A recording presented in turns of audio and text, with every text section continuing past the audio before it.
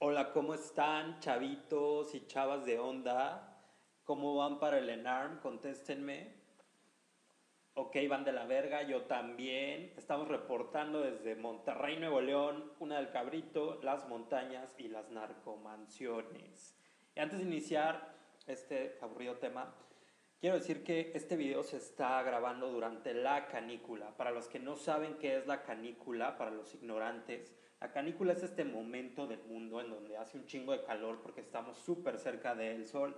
Y bueno, en Monterrey siempre hace un chingo de calor, entonces que haga un chingo de calor en donde siempre hace un chingo de calor es como cagar una caca humana sobre una caca de caballo. Y eso, amigos, resume mi estancia en Monterrey. Yo soy del DF y mi estancia en Monterrey se resume como una caca sobre más caca de una muy olorosa caca. Mi llegada a Monterrey, contándoles un poco de mi historia, fue recibida con un... Ya te cargó la chingada, cabrón. Bájate del pinche carro o te plomeo la puta cara, hijo de puta. Y posteriormente a esa bonita bienvenida fue caca tras caca, decepción tras decepción. Pero esta, amigos, decepcionante ciudad ha sido mi casa por 5 años y he sido muy feliz en este mi segundo hogar, o como me gusta llamarle, mi segunda caca, Monterrey, Nuevo León, la ciudad de las montañas. Quería sacarme esto del pecho, amigos. Ya podemos iniciar. La introducción de hoy va a ser muy corta porque este tema está medio largo y un poco aburrido, entonces a lo que nos ruge, compañeros. Vamos a iniciar. Vamos a iniciar con esta slide en donde me gusta llamarla el triángulo del conocimiento infectológico, en donde les voy a resumir el espectro de los antibióticos. Aquí están los gram positivos, cloxaciclina, estafilococcus aureus, vancomicina en caso de resistencia a meticilina y los demás, cefalosporina de tercera y cuarta generación y quinolonas, gram positivos y gram negativos, aminoglucósidos, astronómico, listina, su espectro es gram negativos, piperacilina, anaerobios y gram negativos, clindamicina, gram positivos y anaerobios obviamente metronidazol, y los del medio son conocidos como los antibióticos de amplio espectro, ¿ok? Es darle un escopetazo al paciente, y si queremos darle un bazucazo, le damos imipenem. Vamos a iniciar con la endocarditis. La causa más frecuente es Staphylococcus aureus. Vamos a dar cloxaciclina y vancomicina. En caso de que el paciente tenga una prótesis valvular, el patógeno principal va a ser Staphylococcus epidermis, hay que dar vancomicina. En caso de que sea una endocarditis subaguda, el patógeno principal va a ser Streptococcus viridans, dar penicilina y ampicilina. La infección por Staphylococcus bovis va a estar asociada a carcinoma colorectal o adenoma velloso, por lo que cuando tengamos el resultado de que es Staphylococcus bovis mediante el cultivo, tenemos que realizar colonoscopia para descartar el carcinoma.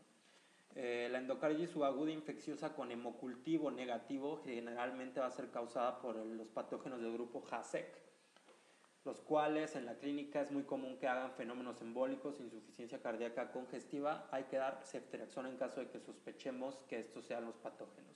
La clínica de las endocarditis en general es una fiebre sin foco, un soplo y un fenómeno embólico dérmico, que puede ser un infarto, una hemorragia. Sin embargo, a veces lo único que va a pasar en la clínica va a ser la fiebre sin foco. Las agudas, ya como dijimos, el Staphylococcus aureus va a ser la etiología principal.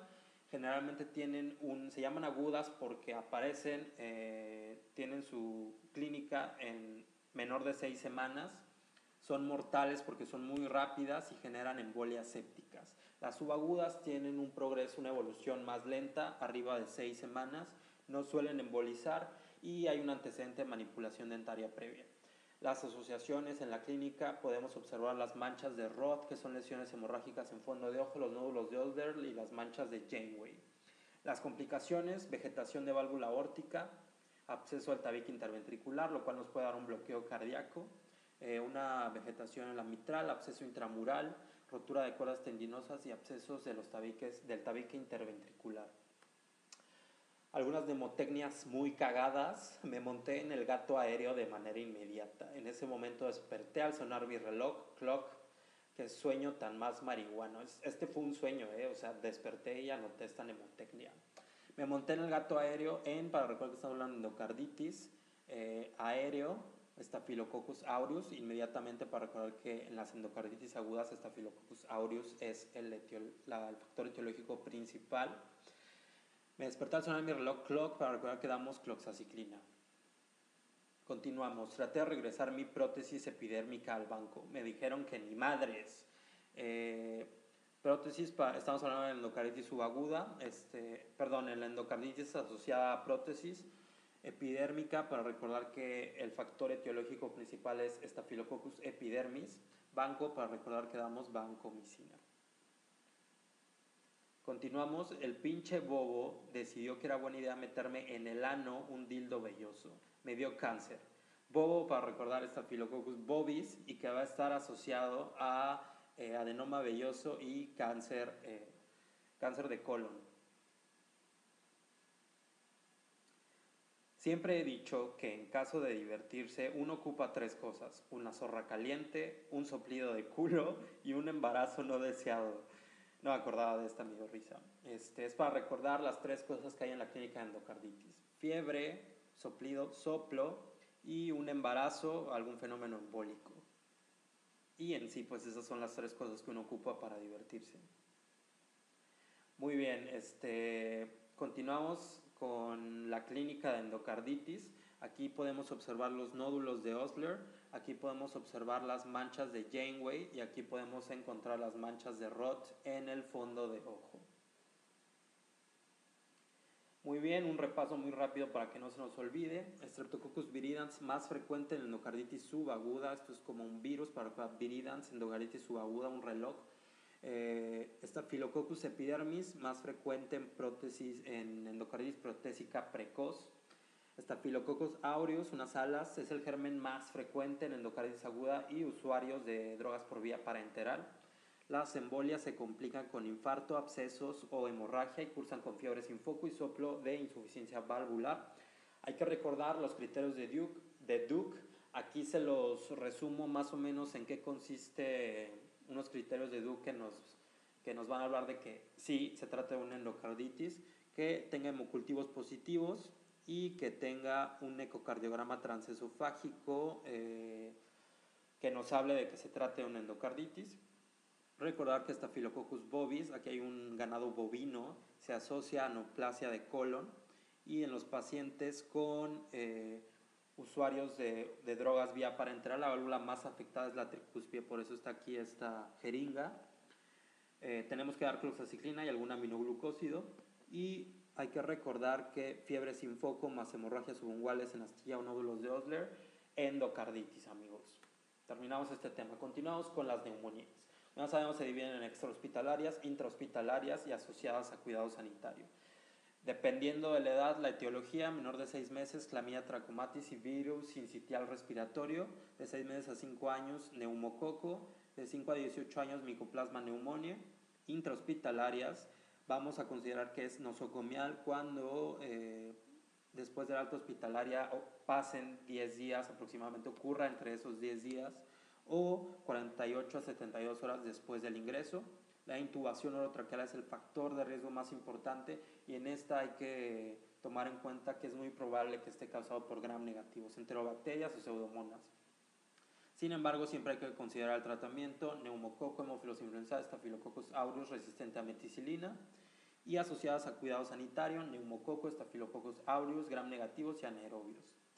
Para recordar las etiologías: me siento extraño cuando ponen ese caliente TRAC. Para recordar que en menores de 6 años, en neumonías extrahospitalarias, TRAC, la clamidia trachomatis, es una etiología probable. El adolescente mequeó todas sus sábanas. Esta mnemotecnia fue basada en todos los adolescentes que mequearon sus sábanas. Y para recordar que de 5 a 18 años, micoplasma mequeó. Neumonía es un factor etiológico que tenemos que pensar. Hospitalizaron a la mona, se metió un plátano por la panocha. La mona, para recordar que intrahospitalaria, pseudomona, es un factor etiológico que tenemos que tomar en cuenta. La enfermera aérea murió al no abrirse el paracaídas. Para recordar que asociada a cuidado sanitario, Staphylococcus aureus, aparte del neumococo, es algo que tenemos que pensar. Muy bien, muy rápidamente, aquí está la nosocomial y aquí está la adquirida en la comunidad. Nosocomial, aquí hay un monito para recordar, siempre pensar en pseudomonas, agregar amicacina en caso de que pensemos esto. Gram negativos y pseudomonas son los agentes etiológicos, y la neumonía asociada, la neumonía adquirida en la comunidad, el principal factor etiológico va a ser el neumococo, y la vamos a dividir en típica o atípica dependiendo de los hallazgos que encontremos en la radiografía. En la típica, el tratamiento a grandes rasgos es amoxiclav, y en la típica macrólidos, amigos. Denme 2 segundos, le voy a dar un trago a mi café. Ah, delicioso, delicioso. Muy bien. En caso de que sea una neumonía adquirida en la comunidad, preguntamos, ¿tiene criterios de ingreso hospitalario? Si lo vemos muy jodido, si tenemos alguna lista de indicaciones como el CURP 65, lo que gusten. En caso de que sí tenga criterios de ingreso hospitalario, tenemos que preguntarnos, ¿tiene criterios de ingreso a unidad de cuidados intensivos? En caso de que sí esté muy jodido, vamos a dar ceftriaxona más quinolona.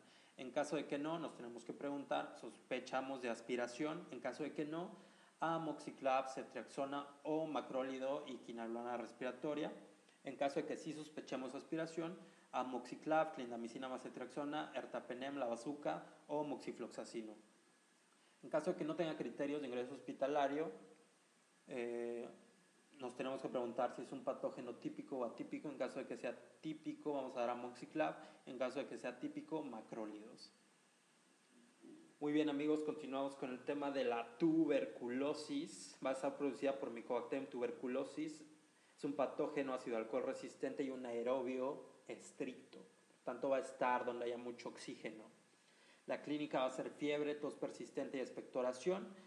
En la tuberculosis miliar, un signo patognomónico son los tubérculos en la coroides del fondo de ojo. Por si quieren ver muy mamones, pero es medio raro, amigos. La mayoría entra en una infección latente cuyo diagnóstico se establece por la prueba Mantux positiva. Todos los mexicanos aproximadamente tenemos prueba Mantux positiva porque vivimos en el tercer mundo. La infección latente puede seguirse de un desarrollo de enfermedad de tuberculosis activa con diagnóstico de cultivo de bacilo ácido alcohol resistente. La más común es la tuberculosis pulmonar, y esta va a tener infiltrados y cavitaciones en lóbulos superiores. La pleuritis es la expresión de la primoinfección, y como es la primoinfección todavía no va a estar diseminado, el Mantux y el cultivo suelen ser negativos, por lo que la biopsia pleural va a ser la opción en primoinfección. La tuberculosis miliar es una alteración de la inmunidad con Mantux negativo. El tratamiento, para que lo recuerden, de la tuberculosis es isoniazida, rifampicida, piracinamida y etambutol por 2 meses, y posteriormente isoniazida y rifampicina por 4 meses. Recordar que los pacientes con VIH se aplaza la segunda fase a 7 meses. En embarazadas, cambiar a piracinamida por etambutol porque tiene efectos teratogénicos. La isoniazida, en general todos son hepatotóxicos, pero la isoniazida es la más pinche hepatotóxica. La infección latente y riesgo, isoniazida por 6 a 9 meses. Muy bien, vamos a recordar el tratamiento. Isa está rifando su cuerpo para entretenerse. El ganador podrá meter su pirulí en la vagina de Isa por 2 meses. La perra de Isa no se sació y volvió a hacer la rifa, aumentando el premio a 4 meses. ¡Qué zorrita muchachita! Hay que recordar que, para recordar que el tratamiento inicial por 2 meses va a ser con rifampicina, isoniazida, piracinamida y etambutol. Aquí está la piracinamida en pirulí por 2 meses, y posteriormente por 4 meses vamos a dar la isoniazida y la rifampicina. Y sí, pues sí, esa es una tremenda zorrita, es una muchachita muy zorra. Tuberculosis, bueno, tras la infección los pacientes generalmente entran en un periodo de latencia con Mantux positivo. La tuberculosis pulmonar es la reactivación más común con infiltrados y cavitaciones en lóbulos superiores en cuanto a la patología pulmonar. La fase latente puede desarrollar enfermedad activa con baciloscopías positivas. Es cuando observamos el complejo de Ghon, es una infección, es una primoinfección. Vamos a dividir el tratamiento en 2 fases. La fase 1, como ya les mencioné, dura 2 meses, y la fase 2 dura 4 meses. En pacientes con infección latente que tengan VIH, silicosis, que se droguen, lesiones fibronovasculares de pulmón, inmunodepresión, tenemos que dar isoniazida por 6 a 9 meses. La pleuritis es la manifestación de la premioinfección con Mantux negativo y tenemos que realizar biopsia de pleura, ¿ok? Aquí también para recordar el tratamiento, esta bolita representa la isoniazida porque tengo una amiga que se llama Isa que juega fútbol, entonces esto es un balón de fútbol para recordar. Rifampicina, esto es como una madre para hacer una rifa donde metes papelitos. Piracinamida, esto es una pirámide, y etambutol es el dedo de E.T. para recordar el tratamiento, ¿ok? Aquí nada más está isoniazida y rifampicina. Muy bien, la quimioprofilaxis, muy rápidamente, un individuo que ha estado en contacto con paciente basilífero, ¿cómo vamos a interpretar el mantú? En caso de que haya estado en contacto con un paciente con tuberculosis, si el mantux sale positivo, el paciente va a tener, si el paciente tiene enfermedad clínica, vamos a dar tratamiento, si no tiene enfermedad, vamos a dar quimioprofilaxis. En caso de que salga negativo y el paciente sea menor de 20 años, vamos a dar isoniazida simplemente por el contacto que tuvo con el paciente. Y mayor de 20 años, vamos a repetir el Mantux a los 2 meses. En un individuo con Mantux positivo sin antecedente de exposición, la mayoría de todos nosotros, en caso de que tenga enfermedad, tratamiento. En caso de que no tenga enfermedad clínica y sea menor de 35 años, vamos a dar quimioprofilaxis. Y si es mayor a 35 años, vamos a dar quimioprofilaxis solo si hay factor de riesgo. Pues yo no sé, esta chingadera que saqué del CTO, yo salí con pinche Mantux positivo y no me dieron mi pinche quimioprofilaxis, culeros. Continuamos con las infecciones del tracto digestivo y abdomen. Diarrea, acuérdense, por cuestiones de examen, un pinche niño siempre, su pinche diarrea está causada por rotavirus. El virus Norwalk en adultos por alimentos es el más común. Muy bien, hay diferentes patógenos, principalmente hay unos que van a producir neurotoxinas, entonces como van a producir neurotoxinas nos van a generar náusea y vómito, y principalmente la etiología va a ser el Bacillus cereus, que es la forma emética por arroz frito. Fui a comer comida china, cabrón, y vomité toda la noche. Bacillus cereus. Staphylococcus aureus también es productor de neurotoxinas, pasteles, cremas y mayonesa. Estos son los que neta nos van a hacer sentir de la verga. Productoras de enterotoxina, generalmente en la clínica va a haber una diarrea acuosa con dolor abdominal, y Vibrio cholerae, eso es de agua de arroz típicas. Bacillus cereus, carne y verdura, verdura. E. coli, diarrea del viajero, típica. La venganza de Moctezuma.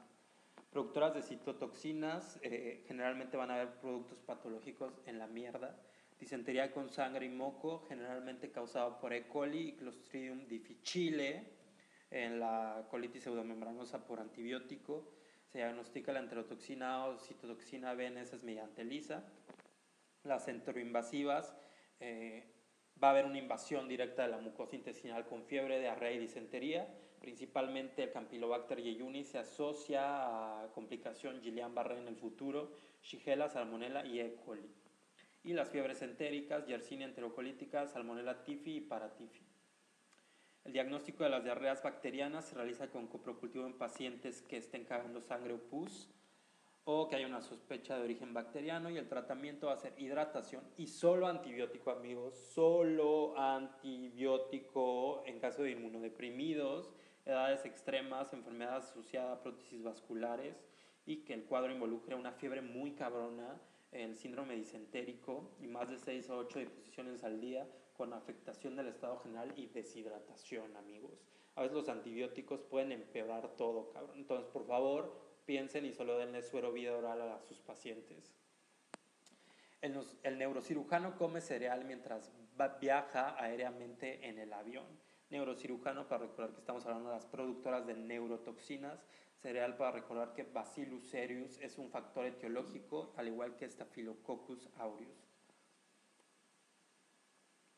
Enterotoxina, el entrenador de enterotoxina compró un vibrador para metérselo en la cola. Para recordar que Vibrio cholerae y E. coli generan enterotoxinas, es decir, hay diarrea acuosa con dolor abdominal. Es difícil viajar en la ciudad, uno tiene que vender la cola. Para recordar las enteroinvasivas, en donde los principales factores etiológicos van a ser la Shigella, la Salmonella y el E. coli. Perdón, estas son las productoras de citotoxina. No sé en qué estoy pensando. Ciudad para recordar, citotoxina. Difícil para recordar que C. difficile es el típico productor de citotoxina. Y uno tiene que vender la cola para recordar que E. coli también es causante de esta diarrea productora de citotoxina. Perdón, me apendejé un rato. Estaba pensando en qué iba a comer mañana. Yo creo que me voy a hacer unas pinches flautas de barbacoa, güey.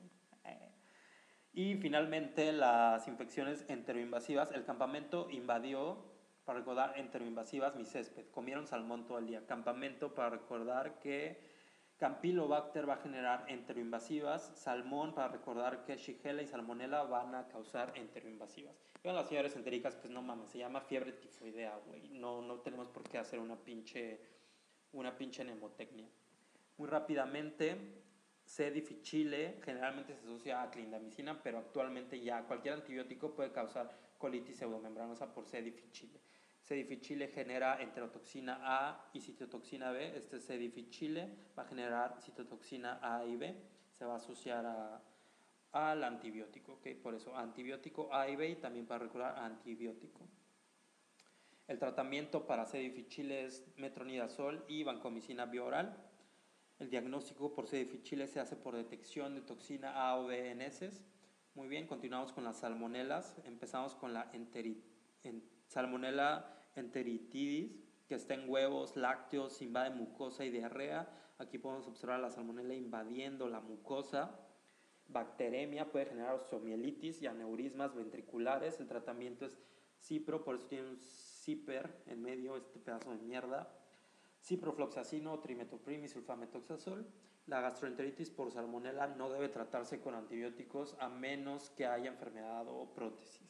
Por otro lado está la salmonella typhi, que es este dibujito, la vamos a encontrar en verduras, en agua, cursa con fiebre, cefalea, roceola tifoidea, dolor abdominal y colelitiasis, y hay portadores crónicos. El tratamiento es ciprofloxacino. Los cuadros postinfecciosos o complicaciones principalmente es el síndrome urémico hemolítico, que generalmente va a ser causado por E. coli y Shigella, el síndrome de Rey, causado por Salmonella, Yersinia, Campylobacter y Shigella, y el síndrome de Guillain-Barré, que lo va a causar la infección por Campylobacter, e infección endovascular, generalmente causado por Salmonella y Campylobacter. Continuamos con las infecciones de partes blandas muy rápidamente. Streptococcus pyogenes es el agente causal de la erisipela y la celulitis superficial. Vamos a dar penicilina. La Bartonella henselae es el agente causal de la enfermedad por arañazo de gato. El tratamiento va a ser con eritromicina. Acuérdense que esta va a afectar los ganglios linfáticos, por lo tanto va a haber linfadenopatías. Este es Bart de los Simpsons, por eso está amarillo y es un gato, para recordar que Bartonella henselae es el agente causal del arañazo de gato. Staphylococcus aureus produce colecciones purulentas en partes blandas como drogodependientes. Y las infecciones muy cabronas como la fasciitis necrotizante van a estar causadas por anaerobios como Clostridium o Streptococcus pyogenes, y el desbridamiento agresivo es el tratamiento. Aquí hay un Clos de Santa Claus para recordar Clostridium, y Piógenes unos picos para recordar que el agente causal puede ser Streptococcus pyogenes. Aquí está la erisipela. Como ya les dije, Streptococcus pyogenes y arañazo de gato va a afectar los ganglios linfáticos en el caso de Bartonella henselae, en caso de que la infección sea por este patógeno. Seguimos con las infecciones del sistema nervioso. Los agentes más frecuentes es Streptococcus pneumoniae y meningococo en el 80% de las ocasiones, seguida por Listeria y Staphylococcus. Menor de 3 meses, otra vez depende de la edad del factor etiológico. Streptococcus beta hemolítico del grupo B, o sea Galactiae, o Listeria. Hay que dar como tratamiento ampicilina y gentamicina o mefotaxima y ampicilina.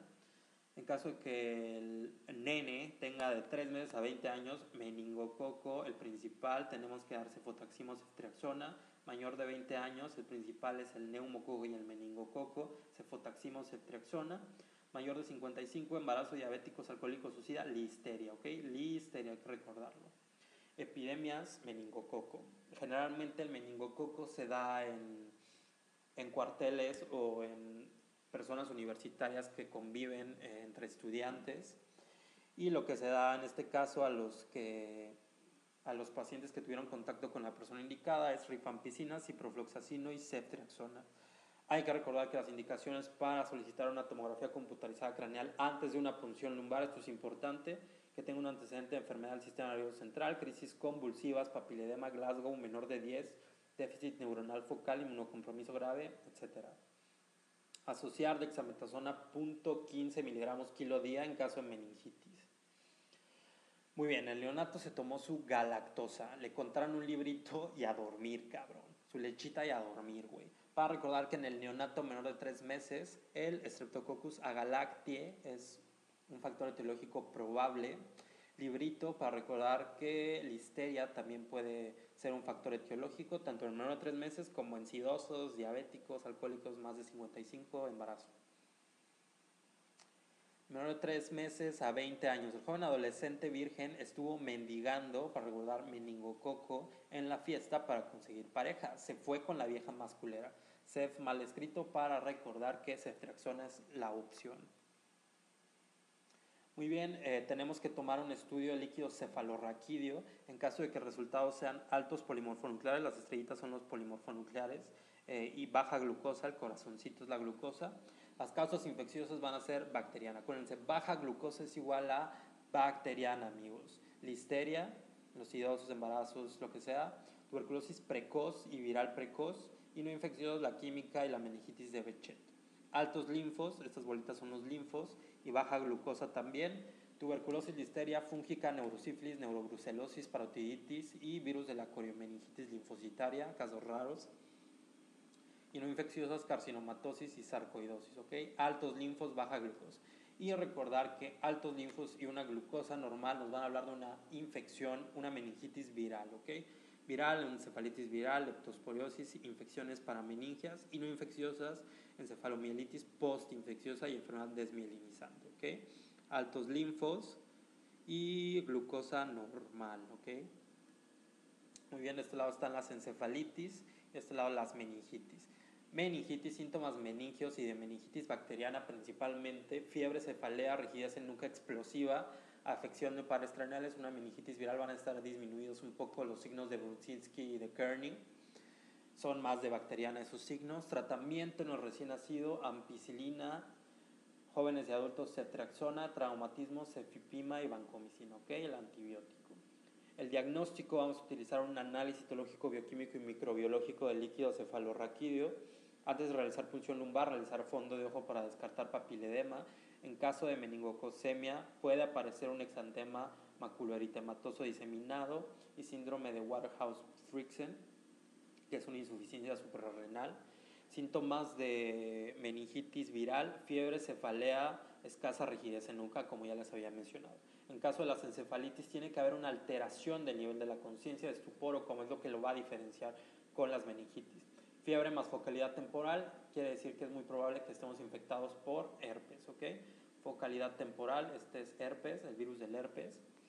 Y vamos a dar aciclovir en la tomografía computarizada. En caso de que sea herpes, vamos a dar aciclovir. En la tomografía computarizada vamos a observar hipodensidades bilaterales.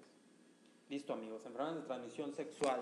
Las causas de uretritis principales, y la principal es la clamidia trachomatis, del cual el tratamiento es doxiciclina y acitromicina, y después el gonococo, la infección gonocócica. Una infección gonocócica en la clínica, uretritis, disuria, secreción ureteral blanquecina, etición gram, se visualizan diplococos gram negativos y tienen que estar dentro de las células inflamatorias. Si solo lo encontramos así, puede que sea pinche flora normal. Tienen que estar dentro de las células inflamatorias, amigos. Se va a tratar a clamidia empíricamente porque van asociadas, ¿ok? En caso de que solo sea la infección por clamidia, va a haber una uretritis con células inflamatorias sin bacterias dentro de ellas. Se confirma diagnóstico con las técnicas de inmunofluorescencia y no hay que cubrir gonococo en caso de que sea una infección por clamidia. Gonococo siempre tenemos que cubrir clamidia. Muy bien, ahora hablando de sífilis, el diagnóstico de sífilis se hace mediante dos tipos de pruebas. las pruebas reagínicas y las pruebas treponémicas. Las pruebas reagínicas, que son las típicas, la BDRL por ejemplo, son positivas a partir de sífilis secundaria y son útiles para determinar la actividad de la infección y respuesta a tratamiento, ya que puede negativizarse. En cambio, las treponémicas nunca se negativizan, son cualitativas, son las primeras en positivizarse cuando ocurre la infección. Vamos a ver los chancritos y sus causas. Un chancro duro nos va a hablar de una etiología por Treponema pallidum, es decir, sífilis. Tiene una incubación de 3 semanas. La clínica del chancro duro, indoloro, limpio, liso, rosado. Después desaparece y ya llega la sífilis secundaria y terciaria, que ya deberían saber, güey. El tratamiento es penicilina benzatínica y el diagnóstico lo vamos a hacer en campo oscuro. Vamos a encontrar al Treponema pallidum mediante campo oscuro, ¿ok? El chancroide blando generalmente va a estar causado por Haemophilus ducreyi. Incubación de 1 a 3 días. La clínica del chancro es blando, como su nombre lo dice, doloroso, sucio, y ya van a haber múltiples. Las adenopatías van a ser unilaterales, van a haber úlceras y fístulas. Las adenopatías generalmente aparecen 1 semana después del chancro y el diagnóstico se hace con frotis. Vamos a dar ceftriaxona, eritromicina o acitromicina, ¿ok? El herpes, el sexual va a ser el herpes virus tipo 2. Va a tener una incubación de 3 a 10 días y el chancro van a ser vesículas, úlceras en racimos con base eritematosa. Las adenopatías van a ser bilaterales y dolorosas. Puede haber malestar y fiebre y el diagnóstico del herpes virus tipo 2 se hace en un cultivo mediante el cultivo ZANC. Se trata con aciclovir. Muy bien, los chancros crónicos tenemos al linfogranuloma venéreo, que va a estar causado por Chlamydia trachomatis de 7 a 30 días. Es una úlcera fugaz inadvertida. Van a ser unilaterales, duras, con fístulas. Puede ir asociado con fiebre, proctolitis, elefantiasis y complicaciones retráctiles. El diagnóstico se hace con serología y se trata con tetraciclinas o acitromicinas. Y el granuloma inguinal va a estar causado por Calymatobacterium, de las bacterias de ese grupo, incubación de 1 a 2 semanas. En la clínica del chancro vamos a observar pápulas que pasan a granulomas confluentes e indoloros que se ulceran con base eritematosa. No hay adenopatías. Generalmente se adquieren en ambientes tropicales, es tardío. Y el diagnóstico lo vamos a usar con biopsias, con tratamiento de tetraciclina con doxiciclina o acitromicina más ciprofloxacino. Muy bien, vamos a iniciar con el chancro duro. La trepadora se subió al duro pene sifilítico. Trepadora, para recordar que el Treponema pallidum va a ser causante del chancro duro, que es la sífilis. Muy bien, continuamos con el chancro blando. El pato Duke se tocó su blando ano, le dolió tanto que se fue al doctor. Muy bien, blando, para recordar que estamos hablando del chancroide blando. Duke, para recordar que Haemophilus ducreyi es la etiología principal. Dolió, para recordar que este chancro es doloroso. Cef, para recordar que damos ceftriaxona. Hermenegildo sabe cómo me gusta así, papi. Hermenegildo, para recordar que estamos hablando de herpes. Y porque me gusta así, papi, para recordar que el aciclovir es el tratamiento indicado. Continuamos con el linfogranuloma venéreo. Lin May empezó a mover las tetas azucaradas en el momento que pusieron el track caliente. Muy bien, Lin May, para recordar que estamos hablando de linfogranuloma venéreo. Track caliente, para recordar que el factor etiológico va a ser la Chlamydia trachomatis. Tetas de tetraciclina y azucaradas, para recordar que la tetraciclina y la acitromicina es el tratamiento indicado. Esa pinche Lin May es una loquilla, amigos. Continuamos con la borreliosis de Lyme. Podemos ver una pinche garrapata que está lamiendo algo, para recordar Lyme, y que está asociada a una garrapata. Producida por Borrelia burgdorferi, una espiroqueta gram negativa transmitida por la garrapata Ixodes, que es esta amiga que tenemos aquí. La infección inicial va a ser un eritema migratorio, una mácula eritematosa con palidez central, indolora.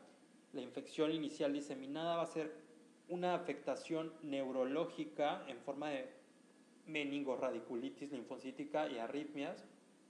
La infección tardía persistente va a ser meses o años después, siendo una artritis oligoarticular o acrodermatitis crónica atrófica. ¿Okay? El corazón representa que puede causar arritmias en la infección inicial diseminada. El diagnóstico va a ser serológico mediante inmunofluorescencia y el tratamiento va a ser con tetraciclinas. Por eso aquí hay un par de tetas. O amoxicilina, en niños y embarazadas. Y la lesión neurológica o articular grave, dar ceftriaxona y en caso de afección cardíaca, dar corticoides. Continuamos con la leptosporiosis. Va a ser causada por la espiroqueta leptospira, que va a ser transmitida por animales que eliminan germen por orina. Aquí podemos ver a la espiroqueta en inmunofluorescencia. La clínica después de tomarse un shot de orina de animal, en la primera fase va a haber cefalea, mialgias, fiebre, hemorragia multiorgánica y el signo patognomónico va a ser la hemorragia conjuntival. ¿Okay? Esto es un T-Lipton para recordar que estamos hablando de leptosporiosis. La segunda fase va a ser una aparición de anticuerpos con anemia hemolítica y leucocitosis. Aquí están los anticuerpos. El tratamiento va a ser con penicilina. Esta botellita tiene un pene para recordar la penicilina. Y el diagnóstico se hace mediante cultivo de sangre o líquido cefalorraquídeo en la primera fase y orina y serología en la segunda fase. ¿Okay? Muy bien, la tularemia va a ser una infección causada por Francisella tularenis, bacilo gram negativo mediante liebre o conejo. Por eso dibujamos a una liebre o un conejo. La forma ulceroganglionar es la más frecuente, es una úlcera. Va a haber una úlcera en sacabocados con adenopatía regional. ¿Okay? Aquí podemos ver al bacilo gram negativo. El tratamiento con streptomicina, por eso hay un tubo aquí de strippers para recordar que vamos a dar streptomicina. Muy bien, la neutropenia la vamos a definir como una cantidad menor de 500 neutrófilos. Principalmente los factores de riesgo son cuando hay un tratamiento con leucemia mieloide aguda, trasplante halogénico con enfermedad de injerto contra huésped. ¿Okay? Entonces generalmente van a ser pacientes hematológicos que tienen neoplasia hematológica. En caso de que el paciente curse con fiebre elevada y no haya ningún dato de infección, vamos a cubrir siempre gram negativos, es decir, pseudomonas, ceftazidima o cefepime. Vamos a darle un escopetazo, ¿ok? Recuerden que como va a haber una neutropenia, aunque tenga una pinche otitis, no se va a expresar como va a estar afectado el sistema inmune. No nos va a dar una clínica típica de cualquier infección que se puedan imaginar, no va a ser típica y a veces lo único que puede salir es una fiebre sin foco. ¿Okay? Cubrir contra cocos gram positivos más resistentes, es decir, Staphylococcus aureus resistente a meticilina. Vamos a agregar la vancomicina. ¿Okay? Entonces, generalmente el tratamiento puede ser una cefepima más una vancomicina. 5 a 7 días después de fiebre, si continúa la fiebre, tenemos ya que valorar aspergillus y tenemos que agregar equinocandina o oriconazol o anfotericina B porque puede que se trate de un hongo. ¿Okay? Entonces nos vamos a ir en este orden. Ya si 5 a 7 días después sigue el paciente con una fiebre sin foco, entonces vamos a agregar estos antifúngicos. Las infecciones en el paciente que se droga, es decir, en el paciente divertido, paciente que quiere seguir la pinche fiesta, el paciente que se droga vía parenteral, a lo mejor y tiene alguna infección por Staphylococcus aureus. Tenemos que agregar cloxaciclina y gentamicina para el tratamiento. Las complicaciones son embolismo séptico y abscesos por su diseminación vía hematógena. Esto es una jeringa que tiene unas alitas de parvada de aéreo, Staphylococcus aureus. El tratamiento es retirar obviamente las drogas y la cloxaciclina y la gentamicina. La brucela va a ser causada por cocobacilo gram negativo intracelular facultativo, que generalmente van a ser en pacientes que les gusta comer quesito de cabra o está en contacto con cabritas. Diagnóstico lo vamos a hacer en Ruiz Castañeda o serología en Rosa de Bengala. Las pruebas febriles, las reacciones febriles, generalmente no sirven para nada, amigos, pero sirven para una cosa y sirven para diagnosticar brucela, ¿ok? yo diagnostiqué brucela con unas reacciones febriles y desde ese día le guardo 2% de respeto a las reacciones febriles. No sirven para nada más, amigos, solo sirven para brucela. La clínica va a ser fiebre continua, ondulante, sudoración, astenia, postración, cefalea, dolor articular, hepatoesplenomegalia y adenopatías. Y el tratamiento hay un perro de doxiciclina y un tubo de striptease de streptomicina o gentamicina. Aquí podemos ver a la brucela, el pequeño cocobacilo. Muy bien, continuamos con la nocardia. El cuadro típico de nocardia va a ser un absceso cerebral y neumonía cavitada inmunodeprimido. Entonces, si observamos un absceso cerebral o una neumonía cavitada y ya quitamos tuberculosis o alguna otra infección, puede que el paciente tenga nocardia y más si tiene VIH, si tiene una corticoterapia, si es trasplantado, si tiene algún tipo de cáncer. Esta nocardia es un bacilo gram negativo aerobio, filamentoso y débilmente ácido alcohol resistente, ¿ok? Aquí podemos observar en el pinche cerebro, güey, al bacilo gram positivo. El tratamiento va a ser con cotrimoxazol por 6 a 12 semanas y en caso de absceso agregar ceftriaxona o imipenem. Continuamos con actinomyces, es un bacilo gram positivo, generalmente va a producir fibrosis, abscesos y fístulas. En actinomyces fistulizas se hidratan gránulos de azufre, se diagnostica visualizando en gram, el tratamiento va a ser penicilina, ¿ok? Entonces aquí podemos observar que es un patógeno que nos va a generar fístulas, abscesos y las fístulas principalmente van a ser en pulmón e intestino. Continuamos con la rickettsiosis, la fiebre Q y la fiebre botonosa mediterránea. La fiebre Q va a ser Coxiella burnetii, se transmite de vaca a humano, por eso aquí hay una pinche vaca. La fase aguda va a ser fiebre, astenia, cefalea y trombopenia. Van a haber lesiones cutáneas y afectación pulmonar y hepática, por eso aquí está un hígado y pueden haber lesiones cutáneas. Granuloma en rosquilla es casi patognomónico de la fiebre Q. En la fase crónica vamos a encontrar endocarditis con afección de la válvula aórtica. Se va a afectar el corazón, el diagnóstico tiene que ser serológico y el tratamiento lo vamos a usar doxiciclina, levofloxacino o cotrimoxazol si hay endocarditis. Por otro lado, otro tipo de rickettsiosis es la fiebre motonosa mediterránea. El patógeno principal va a ser R. conori, va a ser transmitido por la garrapata del perro. Produce una típica lesión en mancha negra. Posteriormente el paciente cursa con fiebre, malestar general, mialgias generalizadas, cefalea intensa y lesiones cutáneas eritematosas en palmas y plantas. El diagnóstico va a ser serológico y el tratamiento va a ser doxiciclina asociada a corticoides. Continuamos con el virus del Epstein-Barr.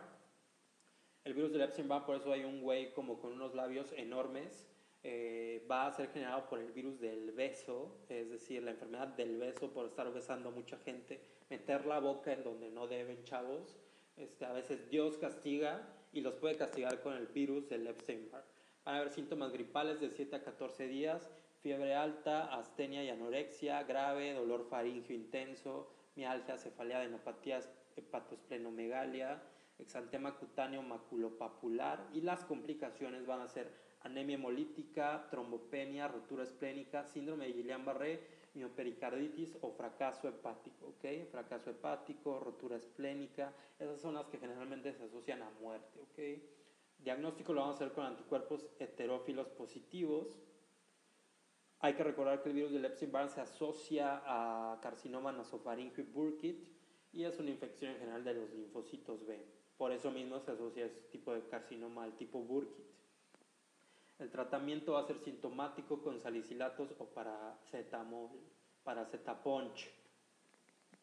Continuamos con el dengue, un tema que va en alza en el país de México, por lo tanto es uno de los temas que se espera que pregunten bastante, entonces chavos denle una leída extra. El dengue se puede dividir en asintomático en cuanto a la clínica, que sea un periodo de fiebre indiferenciada, que sea no grave y que sea grave, ¿ok? La fase febril principalmente ocurre en asintomáticos y fiebre indiferenciada. En un paciente no grave es un paciente que no, vamos a dividir al paciente no grave sin signos de alarma y no grave con signos de alarma, ¿ok? En un paciente con signos de alarma es igual a dolor abdominal intenso, vómito, alteración de la conciencia y hepatoesplenomegalia, ¿ok? Y bueno, hay que recordar que el virus del dengue se transmite mediante un vector que es el mosquito Aedes aegypti y ese va a transmitir el virus del dengue, ¿ok? En caso de que te pique 2 veces ya ocurre el dengue hemorrágico, el más complicado, etc. Bueno, continuamos. Esta es como lo divide las guías del CENETEC. Así es como vienen las preguntas en el ENARM. Entonces, no grave sin signos de alarma o con signos de alarma. Y finalmente, grave con aumento en la permeabilidad capilar. Es un paciente que ya viene en estado de choque con hemorragia grave y afección orgánica, ¿ok? La fase crítica generalmente es de 24 a 48 horas después. ¿Cómo vamos a diagnosticar el dengue? Una detección de antígeno NS1 en suero, determinación positiva de IgM o IgG, y el tratamiento es simplemente sintomático, ¿ok? Es con una reposición hidroelectrolítica.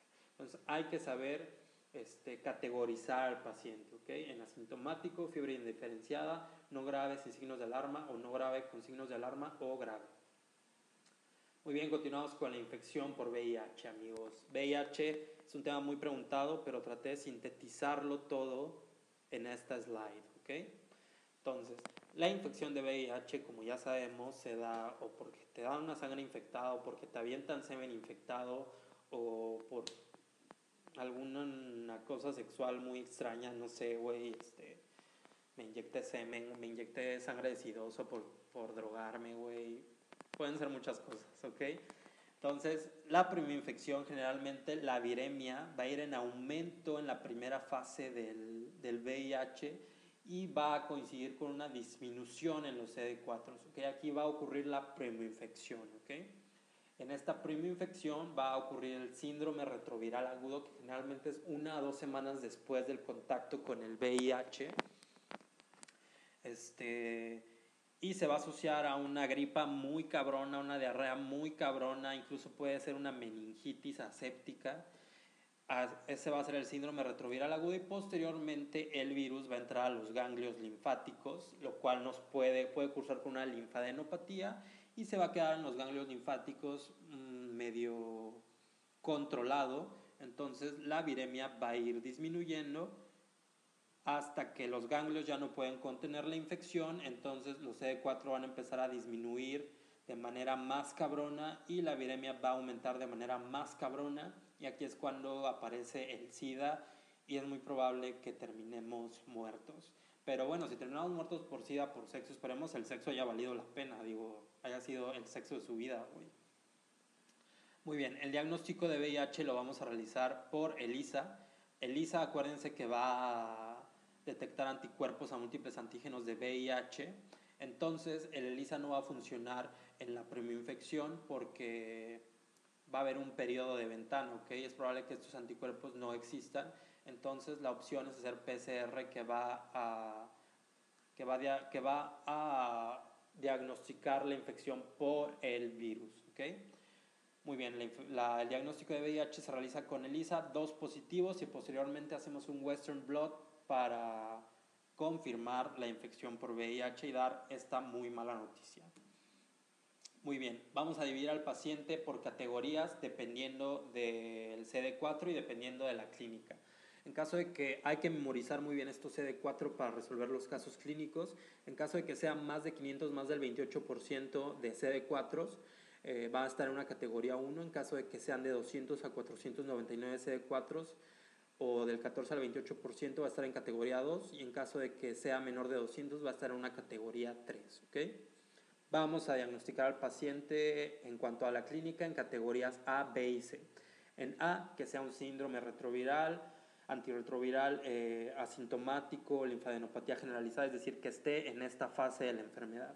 B, deterioro inmunológico no muy grave, van a aparecer enfermedades en la clínica no raras. Y C, ya van a ser enfermedades que son típicas del SIDA, es decir, enfermedades oportunistas, tuberculosis pulmonar, neumonías de repetición y cáncer cervicuterino invasivo.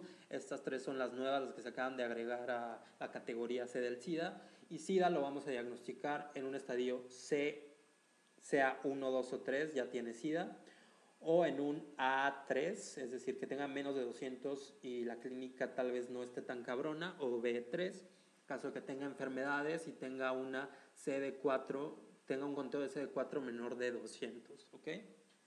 Las enfermedades oportunistas que vamos a encontrar en la categoría C van a ser Pneumocystis jirovecii, que generalmente se asocia a un conteo de CD4 menor de 200. Tenemos que dar cotrimoxazol. Tuberculosis requiere un tratamiento más prolongado, como ya mencionamos en el tema de tuberculosis. Cryptococcus generalmente se asocia a meningitis en SIDA y requiere anfotericina B. Toxoplasma gondii, convulsiones tras encefalopatía por VIH. El tratamiento va a ser con triple terapia, ¿ok? 2 análogos de nucleósidos más un inhibidor de la proteasa, o 2 análogos de nucleósidos más un no análogo, o 2 análogos de nucleósidos más un inhibidor de la integrasa. El tratamiento recomendado de entrada es la entricitabina más el tenofovir más el efavirenz. Se tiene que dar triple terapia profiláctica en las primeras 72 horas en caso de que nos hayamos picado con un pinche sidoso, o hayamos tenido sexo con un sidoso, o sospechemos de que nos pueda dar sida. Esto puede salvar nuestra puta vida, amigos. Y listo, amigos. Terminamos VIH. Continuamos por las infecciones por hongos. Las principales y las más importantes es el Aspergillus y el Mucormicosis. El Aspergillus es un hongo filamentoso que produce una infección en neutropénicos. Esto es un neutrófilo. Este es el hongo filamentoso. Genera una infección cavitaria o sinusitis. Se diagnostica demostrando invasión tisular del hongo. El tratamiento es voriconazol, anfotericina B o equinocandinas. Hay que recordar que en la clínica puede expresarse como un aspergiloma o como una aspergilosis broncopulmonar alérgica. El aspergiloma va a ser una colonización de cavidades tuberculosas residuales con hemoptisis, y la aspergilosis broncopulmonar alérgica va a estar asociada a una hiperreactividad y una broncoectasia, ¿ok? Continuamos con el mucormicosis. Van a ser hongos de la clase Zygomycetes como Rhizopus o Rhizomucor. Se adquiere por inhalación de esporas en suelo y vegetales. Va a haber una propensión a la invasión vascular produciendo necrosis y trombosis del tejido. En la clínica, la mucormicosis puede dar una mucormicosis rinocerebral por diabetes mal controlada. Generalmente se asocia a diabetes mal controlada. La mucormicosis sinusal o pulmonar, que va a estar asociada a trasplante de órganos, neoplasias hematológicas, su tratamiento prolongado con desferroxamina. La mucormicosis digestiva, que va a estar asociada a uremia, desnutrición grave o enfermedades diarreicas. Y el tratamiento va a ser anfotericina B liposomal y vamos a mantenerlo con posaconazol. También es importante hacer una resección del tejido necrótico. Continuamos con las parasitosis. Vámonos con el paludismo, ¿ok? También al igual que el dengue va a tener un vector, el mosquito anófeles. La clínica se va a dividir en un pródromo de tipo viral, fiebre, cefalea, artralgias y diarrea. Si viene un paciente que viene de un lugar en donde hay paludismo y tiene este pródromo, tenemos que descartar esta enfermedad. Posteriormente ocurre una fiebre irregular, anemia y esplenomegalia, y si nos va mal se puede complicar una esplenomegalia tropical, nefropatía palúdica o paludismo cerebral con hipoglucemia. El diagnóstico lo vamos a realizar observando las formas asexuales del parásito en frotis teñido de Giemsa. El tratamiento, si es sensible a cloroquina, vamos a dar quinina más doxiciclina. Si es resistente a cloroquina o en niños y embarazadas, tenemos que dar quinina más clindamicina, y quimioprofilaxis tenemos que dar cloroquina más otobucona o probovanil. Por otro lado está la leishmaniasis, que podemos dividirla en cutánea y visceral. La cutánea va a ser una pápula que evoluciona a nódulo eritematoso pruriginoso e indoloro. Va a ser conocida como la úlcera de los chicleros. El diagnóstico va a ser con aspiración y biopsia de médula ósea, y vamos a observar los amastigotis de Leishmania en el interior de los macrófagos. Por otro lado está la visceral, la leishmaniasis visceral, que va a estar dado en pacientes inmunocompetentes e inmunodeprimidos, fiebre nocturna, esplenomegalia, pancitopenia con linfomonocitosis, hipergamaglobulinemia policlonal con inmunocomplejos, adenopatías, hiperpigmentación distal, y el tratamiento va a ser anfotericina B lipososomal. Y esta es la penúltima, amigos, las parasitosis. Tenemos al Trypanosoma cruzi, que es la enfermedad de Chaga, va a ser transmitida por la Chinche triatominae. En la clínica vamos a observar el signo de Romaña en caso de que nos haya picado en el pinche ojo, que va a estar asociado a edema ocular y periocular. La fase crónica va a estar asociada a miocardiopatía dilatada, y vamos a encontrar en la enfermedad de Chagas los megasíndromes, que es el megaesófago y el megacolon. ¿Okay? Aquí podemos observar un megaesófago y un megacolon. Diagnóstico lo vamos a hacer serológico, y el tratamiento lo vamos a usar benznidazol. Por eso aquí hay un cigarro de Benson para recordar que el tratamiento es benznidazol. Por otro lado está la enfermedad del sueño transmitida por la mosca tsetse, una mosca muy groovy, muy buen pedo, por eso se llama tsetse, que va a estar causada por el Trypanosoma brucei. La fase inicial va a ser fiebre, esplenomegalia y adenopatías. La fase tardía va a ser encefalitis. El diagnóstico va a ser un parásito en sangre, tejidos o líquido cefalorraquídeo. Si hacemos una tensión de Giemsa, y el tratamiento va a ser la suramina. Y finalmente, amigos, nos vamos con las parasitosis. Ya terminamos este viaje llamado infectología. Muy bien, la primera parasitosis más común va a ser la Taenia solium, la solitaria. No es cierto, esta no es la solitaria, amigos. Taenia solium, que es cerdo, y Taenia saginata, que va a estar transmitida en el ganado. A nivel central, lo más importante que tenemos que saber es que va a causar cisticercosis, que genera lesiones quísticas y calcificaciones, y el tratamiento va a ser con praziquantel. Por eso aquí tenemos a un cerdo, para recordar que la Taenia solium y la Taenia saginata pueden causar cisticercosis. Y tenemos aquí un pretzel para recordar que el tratamiento es praziquantel. Continuamos con la ascariasis, Ascaris lumbricoides. Esta sí es la solitaria, creo. Puede ocasionar infiltrados pulmonares con eosinofilia, es decir, la pinche solitaria puede perforar nuestro pinche intestino y puede viajar hasta nuestro pulmón y hacer un pedo. Incluso puede salirnos por la nariz, por los oídos. Entonces, esto no se lo deseo a nadie, cabrones. Puede causar una obstrucción o asintomática. Se diagnostica identificando el nematodo en recto. ¿Okay? El tratamiento va a ser albendazol. Y la oxuriasis, que es va a tener una transmisión fecoral, ocasiona prurito anal y perineal y bruxismos. Es decir, en la noche vamos como que nos va a picar el culo, entonces vamos a unir nuestros dientes y al otro día van a amanecer rotos. Se diagnostica visualizando los huevos, aplicando cinta adhesiva en ano, jijijiji, que es el test de Graham, y el tratamiento va a ser con mebendazol y albendazol. Les puse un camioncito porque en la enfermedad por oxuros, la pinche lombriz viaja hasta el ano como un camioncito, viaja, deja sus huevecillos y después regresa, cabrón. Entonces es como un camioncito que va y viene todos los días para afectarnos, ¿ok? Tiene una gorrita de estos dos de A porque en las dos se usa albendazol. Listo, amigos, terminamos. Yo sé que estuvo muy aburrida, traté de contar chistes y así, pero como que hoy no amanecí, hoy no amanecí gracioso, amigos. Hoy me faltó ese factor buen pedo que siempre tengo. Entonces les pido una disculpa si los aburrí.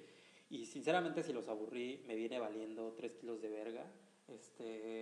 Amigos, muchas gracias por suscribirse. Saben que yo nunca les pido que se suscriban y no se los voy a pedir en este video, pero los que se han suscrito a mi canal y los que han creído en mí, les doy las gracias, compañeros. Yo la verdad no daba ni 2 pesos por estas presentaciones. Simplemente las quería hacer para yo repasar. No sabía que alguien fuera a decirme que estoy haciendo un buen trabajo. Y pues ya, me la estoy creyendo, amigos. Esas son las consecuencias de elevar mi autoestima, güey. Me voy a volver una figura pública. No es cierto, amigos. Sigan estudiando para el NARM, échenle ganas. Recuerden que si no pasan, no serán más o menos estúpidos. Entonces, amigos, hemos llegado al final. Y recuerden, si yo no paso el NARM, ustedes pásenlo por mí. Hasta la vista, babies.